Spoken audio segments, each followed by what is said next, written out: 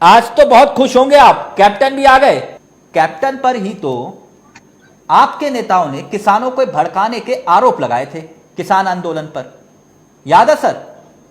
आरोप लगाते हुए आपने कहा था कि पंजाब से किसानों को भेज रहे हैं दंगा भड़काने के लिए, साजिश रच रहे हैं, और आज उन्हें ही आपने पार्टी में शामिल कर लिया। एक मिनट सुना देता हूं मैं, प्लीज प्ले करिएगा। को बरकलाया जा रहा है, बहकाया जा रहा है।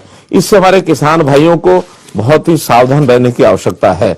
इस प्रकार का भ्रम फैलाया है कि इसके 3 बिलों के आने के बाद हमारी मंडियां वो समाप्त हो जाएंगी, हमारा एमएसपी वो समाप्त हो जाएगा। और ये कह रहे हैं कि हमने इंसाइट किया लोगों को, ये उनका गलत बयान था। हमने कभी नहीं इंसाइट किया।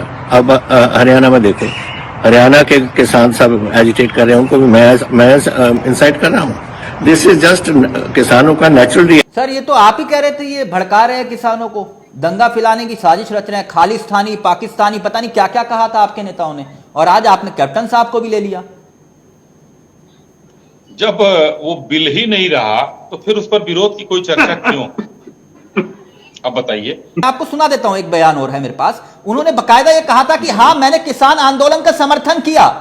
मैं सुना देता हूं, और उसके बाद आपके हरियाणा के सबसे विद्वान मंत्री अनिल विज क्या कुछ कह रहे थे वो भी सुनिएगा, प्लीज प्ले करिए। पंजाब एक अहिजा सूबा है जिन्हें हर वेले किसानों की मदद की और इस किसान अंदोलन में भी असी मदद की है। अगर पंजाब रोकदा तो अज सिंघू और टीकरी बॉर्डर पर इतना कट नहीं होना सी। किसानों को ये कहना कि हरियाणा में और दिल्ली में जाके जो मर्जी करो, पंजाब में मत करो, बहुत ही गैर जिम्मेदाराना बयान है। इसका मतलब ये है कि तुम अपने पड़ोसी राज्य हरियाणा की और दिल्ली की शांति को भंग करना चाहते हो।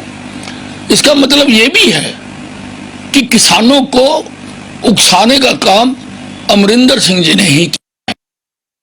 सर ये वही है जो किसानों को उकसा रहे थे, आप बोल रहे थे, मैं नहीं सर, मतलब बीजेपी नेता। जी जी जी, सरकार थी उस समय, वो सरकार के मुखिया थे, वो कर रहे थे जो हमारे नेताओं को जो उस समय दिखा उन्होंने कहा। और बार बार ये कहा जाता है खालिस्तानी, क्या कोई ये कह सकता है कि खालिस्तानी झंडे ट्रैक्टरों पर नहीं लगे थे? कोई कह दे, मेरे पास उसकी फोटोज हैं। हाय हाय मोदी, मर जा मोदी के नारे लगे थे कि नहीं लगे थे? लगे थे। आप लोगों के मुताबिक कैप्टन ने लगवाए होंगे ना पंजाब में। और तिलक जी, नहीं नहीं ठीक है, आपकी बात एकदम जायज है, आप उन्होंने कहा है। और दूसरी चीज, अभी एक छोटा सा वो हुआ था, तो आपने खालिस्तान समर्थन करने वालों को पार्टी में ले लिया, इसका मतलब ये हुआ? नहीं नहीं नहीं, इसका वो तो खालिस्तानी समर्थक तो आम आदमी पार्टी वाले हैं। कैप्टन की बात तो ठीक है, आपने कहा कि भैया ठीक है, जो पहले बयान दिए छोड़ दिया, बात खत्म। लेकिन अब मैं गोवा की तस्वीर दिखाता हूं। कांग्रेस के नेता शपथ ले रहे थे, जो अभी पार्टी में शामिल हुए आपके सौभाग्य से 8 विधायक। ये जानते हैं क्या है सर? ये अश्वनी जी, मंदिर, चर्च, दरगाह, जहां गए वहां कसम खाई कि कांग्रेस को नहीं छोड़ेंगे, और बकायदा नहीं तो इन्हें मैं बता देता हूं सर, इन्होंने उनका बयान आ गया सर, उनका बयान आ गया। उन्होंने कहा कि भगवान जी से हमने पूछा, उन्होंने कहा जो तुम्हारी मर्जी करो, अच्छा है, हमने भगवान से पूछा। अश्वनी जी, दिगंबर जी ने कहा कि मैंने भगवान से पूछा, डायरेक्ट बात हुई, उन्होंने कहा बीजेपी ज्वाइन कर लो। बहुत अच्छी बात है, डायरेक्ट बात। अब ये भगवान की कसम खा के, उसे किस्मत को तोड़ के, बताइए, और वो भी राम भक्त बीजेपी की पार्टी में शामिल हो गए। आपको अच्छा लगा कि भगवान की कसम तोड़ दी इन्होंने? मंदिर में, दरगाह में, कहां कहां कसम दिखाई इन्होंने, चर्च में भी। यहां तो लोग बेटों की कसम खा के कसम तोड़ देते हैं। तो भगवान के आगे अगर खड़ा कर दिया जाए कि भगवान चाहिए कि बेटा चाहिए, तो लोग बेटे की तरफ दौड़ेंगे। तो बेटे की कसम खा के लोग कर रहे हैं, नहीं तो मतलब भगवान की झूठी कसम खाने वाले भी आपकी पार्टी में आ सकते हैं और मिलाकर?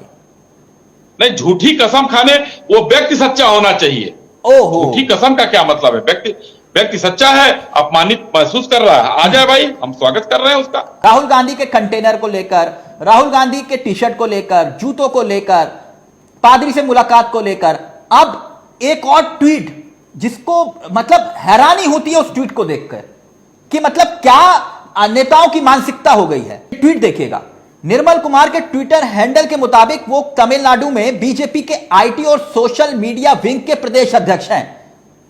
निर्मल जनाब जो ट्विटर पर तस्वीर शेयर करते हैं, उसमें राहुल गांधी अपनी भांजी मेरिया वाडा के साथ, क्योंकि प्रियंका गांधी की बेटी हैं, तो जो उन्होंने ट्वीट किया, वो ट्वीट मैं आपको बताता हूं। उसमें लिखते हैं कि पप्पू मेहंदी लगाने और बच्चों के साथ खेलने में खुश लग रहे हैं। मैं उन 10 व्यक्तियों के बारे में चिंतित हूं जो पप्पू को एक सीरियस मटेरियल समझकर भारत जोड़ो यात्रा कर रहे हैं। ये तो पारिवारिक हमले हो रहे हैं सर।